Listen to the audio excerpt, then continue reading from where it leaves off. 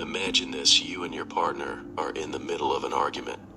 You're both talking, but no one is really listening. Now imagine hitting pause on that moment and stepping back, seeing it all from a completely different perspective. What if ancient Stoic practices could help you not only calm the storm but prevent the argument from even escalating? It may sound surprising, but Stoicism, an ancient philosophy, is packed with practical tools for modern relationships. Today, we'll dive deep into Stoic meditation techniques that can completely shift the way you handle conflicts. Welcome back to Stoic Mindset. Today, we're discussing a topic that affects nearly everyone: relationship misunderstandings and conflicts. In 2024, with the fast-paced changes in how we connect and communicate, it's more relevant than ever. Whether you're dealing with miscommunication, unspoken expectations, or heated arguments, Stoic philosophy can offer a fresh perspective. So, let's dive into two Stoic practices, negative visualization and reflection, and how they can help you build stronger, more peaceful relationships. Conflict in relationships is natural. It happens to everyone, whether it's romantic partners, family members, or friends. In fact, one study suggests that the average couple argues about the same set of issues 312 times a year. That's almost every day. These recurring conflicts can stem from communication breakdowns, unmet expectations, or simply misaligned perspectives. You might think you're expressing yourself clearly, but the other person isn't receiving the message the way you intend. For example, think about a time when you were frustrated because your partner didn't do something you asked. You bring it up and suddenly it spirals into an argument about how you never help out or you always forget. The conversation turns from solving a specific problem to blaming each other for past grievances. In these moments, emotions take over, and the conflict grows bigger than the original issue.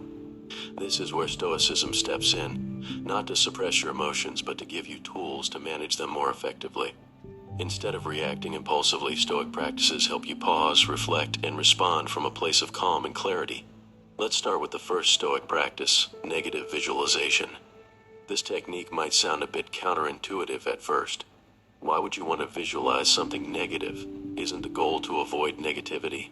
But here's a twist. Negative visualization is about mentally preparing for potential challenges before they happen, so you're better equipped to handle them. Imagine this. You're about to address an ongoing issue in your relationship.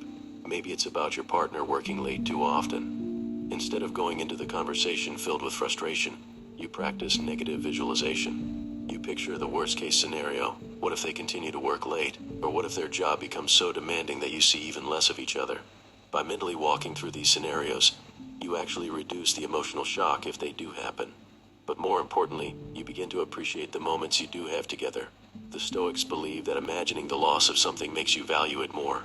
In relationships, this technique can be a game changer. Rather than focusing on what's going wrong, you start to appreciate what you have, making the conversation less about complaints and more about understanding and gratitude. Now, let's talk about the second powerful Stoic practice, reflection. This is not just reflecting on your day like you might in a journal, but a deep reflection on your emotions, actions, and responses. When a conflict arises, Stoics recommend pausing afterward to reflect on your role in the situation. What did you say or do that contributed to the misunderstanding? How could you have responded differently?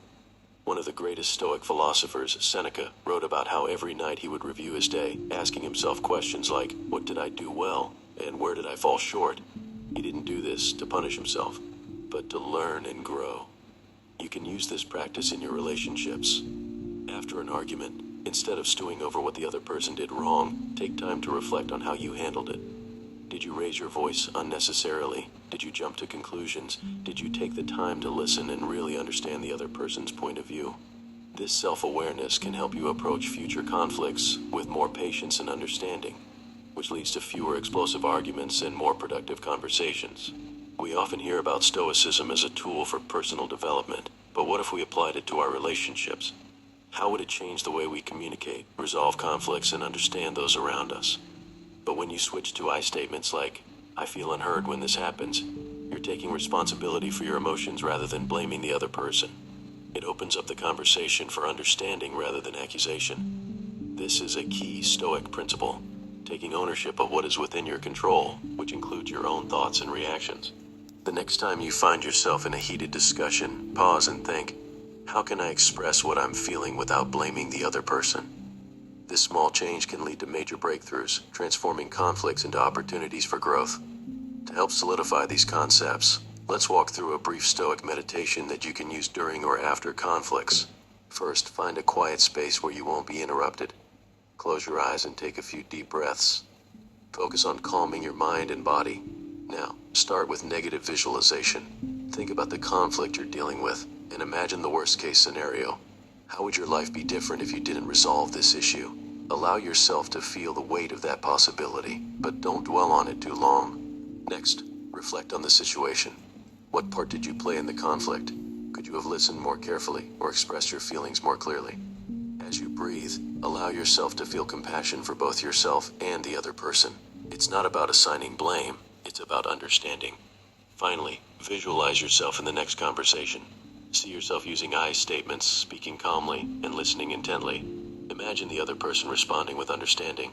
This mental rehearsal can prepare you for real-life interactions, making you feel more grounded and in control. To recap, Stoic meditation techniques like negative visualization and reflection offer powerful tools for navigating relationship conflicts. By preparing for challenges, reflecting on our own behavior, and using empathetic communication, we can turn conflicts into opportunities for deeper connection. Remember, it's not about avoiding arguments altogether, but about handling them with grace, wisdom, and patience. Have you ever tried using Stoic practices to resolve conflicts in your relationships? I'd love to hear your thoughts and experiences, so feel free to share them in the comments. If you found these techniques helpful, be sure to check out our next video, where we dive even deeper into Stoic strategies for emotional resilience in relationships. Don't forget to like, subscribe, and hit the notification bell for more Stoic insights.